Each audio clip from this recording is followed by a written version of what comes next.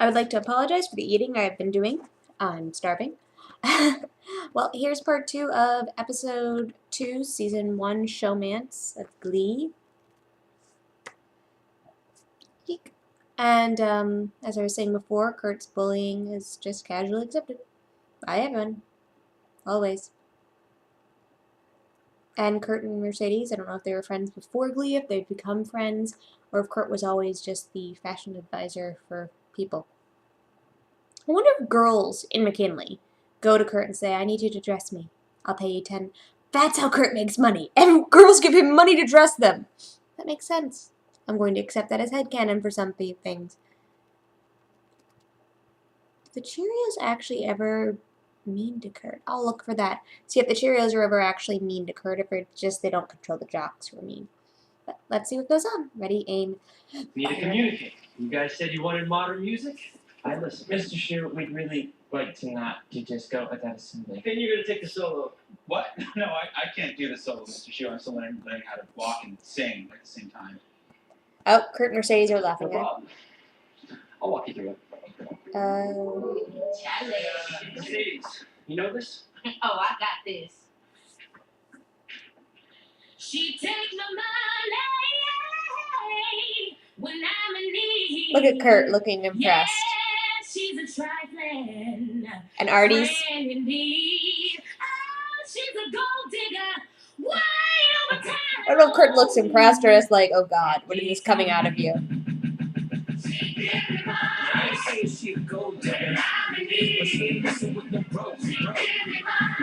I love that they do She a Gold Digger and they go right to Terry.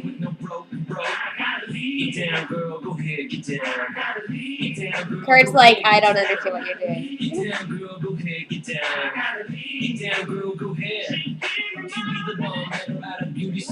Go Artie!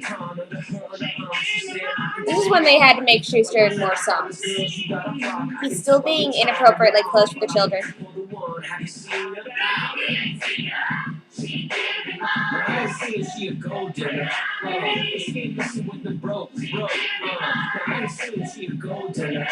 Ditch planes.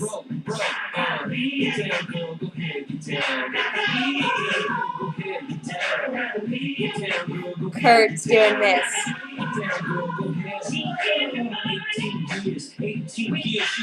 This is obviously, I wonder if this is because Chris really didn't know how to dance back then, so he was kind of awkward about it, or was he making Kurt awkward about it on purpose? And Tina's smiling and looking happy.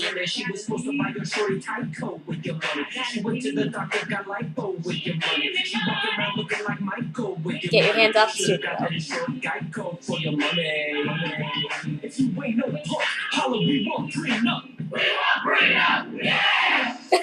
Kurt's just like, I don't know what's going on. Alright, just like that. Ready? Oh. Emma.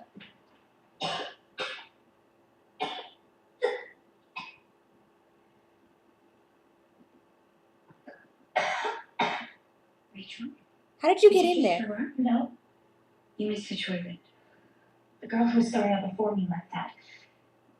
I tried, but I guess I just don't have a gag reflex. One day when you're older, that'll turn out to be a gift. Let's have a little chat, okay? Oh, the beginning of her pamphlets. Marley could have used that. So you like throwing up.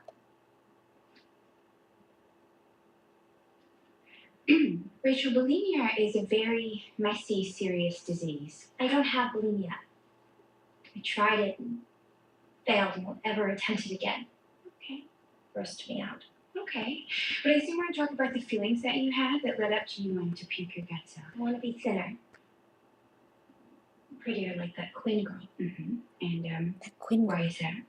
Have you ever liked somebody so much you just want to lock yourself in your room, turn on sad music, and cry? No. No, she wants to lock herself in the car on a rainy day and sing the music. But a boy crush, huh? I know about that. I mean, not now. It takes me back in the day, like a long time ago I knew about that. You know what? You need to remember, Rachel, to protect your heart. I don't care who he is, if he doesn't like you for the way you are, or if he's, he's married with a baby on the way. That's not worth the heartache. You don't want to compromise yourself for that. Have you just tried telling him how you feel? He doesn't even notice me. No, he notices you, Rachel. It's just, Okay, he's dating well, someone. here's what I think. Common interests are the key to romance. All right, so find out what he likes. Then he'll see you in a positive way, and maybe you'll end up doing something that you never would have expected. Like have an entire series of dating and breaking up with him. Emotional upheaval. Yay. Would you like to tell Principal Figgins and Mr. Schuster what I caught you two doing? It just sort of happened. I don't mean to be rude, but I think she's overreacting. You watch your tone, young lady. Gay parents encourage rebellion. There's studies on this. Whoa. What? Gay parents encourage Tell me what rebellion. happened, Rachel. Finn was worried about having to perform a solo at the pep assembly in front of his chromosomally challenged friends. I was immediately concerned by his lack of self-esteem and made a creative preemptive strike. Yeah, pretty much what she said. One of the amazing things about being in the performing arts is that you can parlay it into so many different fields.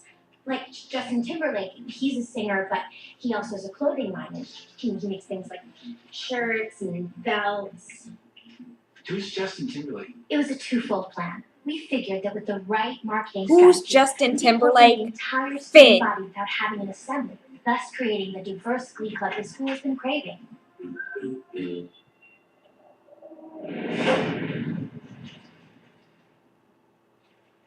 That copy machine is for Cheerios use only, paid for by alumni donations. I can't begin to fathom the damage you'd have done to the program had you broken it. Hold on a second, Sue. I resent being told to hold on to anything, William. I will not be treated like a second-class citizen because of my gender.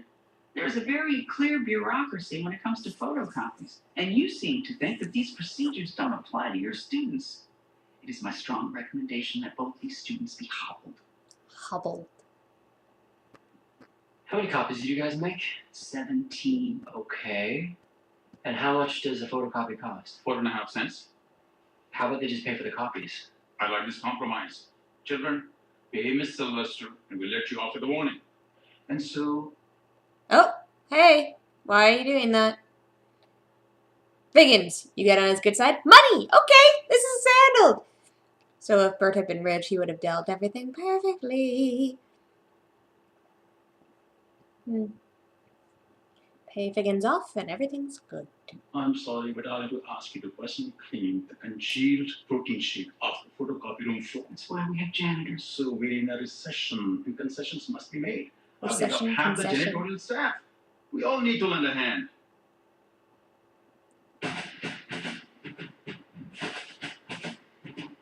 Lady Justice wept today. Sorry about that, Mr. Sugar. I'd like to get the flyers up before lunch tomorrow. You know what, guys? I don't want to hear it. Doing that song is going to kill any chance the Glee Club has. It's a terrible idea. I have news for you, Rachel. Sometimes you have to do things you don't want to do. We're doing the assembly, and you're not putting up those flyers. Everybody loves disco. Okay, good point, except I'm dead man. you're pushing something that you love because Okay, no, you're you nervous, think but- it's popular. Really, If you would try to say, really you have to do things you don't like sometimes, which is true, maybe but it'll be you're okay. making them do something you like. Do you want to practice for the assembly tomorrow after school? I can't. I got a celibacy club meeting. Celibacy Club, which hasn't shown up in a while. Since season Baby? 2. I have some bad news. They have a nice clawfoot club. I don't have any wealthy relatives. I've just been pounding the pavement all week after Glee rehearsal. I can't find any extra work. That probably means no grand foyer. Why can't we ever be the ones to catch a break? No, it's gonna be okay, baby. I mean, we don't need a grand foyer to be happy. No, you know what? I'm so tired of the compromising. I want my grand foyer. I want my dream house. I work hard. I sacrifice. I deserve it. Why don't you get a second job, Terry? We give and we give. Do you think that the big shots at Cheats and Things care that I sell more personal massages than any other assistant manager?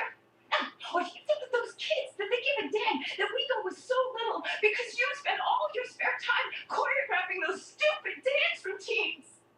I mean, when does anyone start giving back? At this point, she still thinks she's pregnant. Okay. Let's pause it here. Actually, let's wait till Will's no longer in the bathtub because this is awkward. Go down, drown, Will, drown. I'm sorry. I actually like Will, to an extent. I think he's a little bit over-emotionally involved with the students. Well, see, he had a good point about that you have to sometimes do things that you don't like. True. You can't always perform what you want to when you want to. You have to perform what you're told, and when you're told to perform it. That's how society works, especially in the music business. Now, Rachel, I don't think's learned that. And Finn's just kind of still going what she said. Finn needs to stop doing what you said. Finn needs to say, I say, I say, I say. But the problem is usually when he does do that, it's a really stupid idea. So, right now, Finn's still in that big giant Dorcas bear stage, and Rachel's like, I am in charge, I am in charge, I'm in charge. That's Rachel. So far, this is just still focusing on our 3 leads, with Emma coming in for a 4th lead, but it's Will, Finn, and Rachel, and then Emma's getting a little bit story. So far, we've had no storylines for the other characters, but we'll see what happens. Once again, I'm not watching the push it part. I will fast forward. I can't handle it. I do not know why. It ends badly every time. Every time. Nope. Let's see how the rest of this goes. No, wait, not that. This. Too many buttons I have to push. Okay. I will see you guys at part 3 if any of you are actually watching this. If you're not watching this, then hi, people who aren't watching. And see you next part. Go over there. Next part.